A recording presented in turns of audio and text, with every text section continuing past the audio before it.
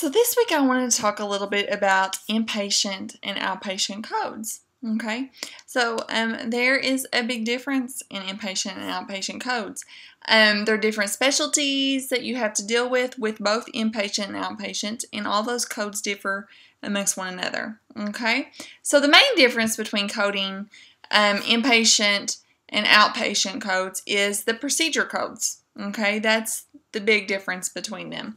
The CPT codes are used for outpatient, and the ICD-9, currently ICD-9 codes, are used for inpatient. Okay, so that's pretty much the big difference when it comes to the procedures. Okay, so generally it is said that outpatient coding is easier and typically considered entry-level coding. So a lot of coders that go and start coding, that are new coders, they usually go and learn the outpatient codes first and get certified in outpatient coding first because it's considered more entry level, it's easier to learn, and it's easier to obtain that skill. Okay, and once they master the outpatient, then sometimes they will go on to inpatient unless they have found a job in the outpatient center that meets their needs. Okay.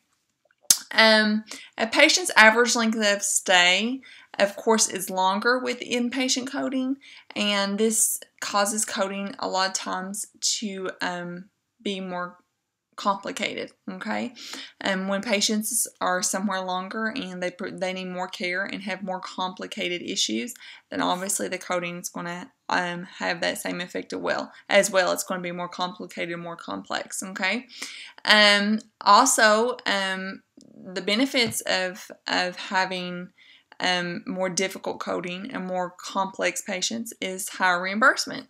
So of course, with inpatient, you're probably going to get higher reimbursement with coding because the patient has obviously got probably a more severe illness, and they also are admitted much longer rather than outpatient where it's just like a one-day surgery type thing, or they're in there for an hour and out and ready to go. So that's pretty much like the big difference between inpatient and outpatient. So a lot of people don't understand and don't realize that the main difference between inpatient and outpatient is actually the procedure codes like we talked about before. Okay, so ICD-10 is going to make this probably a little bit more complicated from the inpatient side, since it's really going to be affecting that a lot. So I'm looking forward to seeing how that also will affect the outpatient side as well. So we'll see how that goes when October rolls around, right? Okay, so if you have any questions, feel free to contact me. Thanks.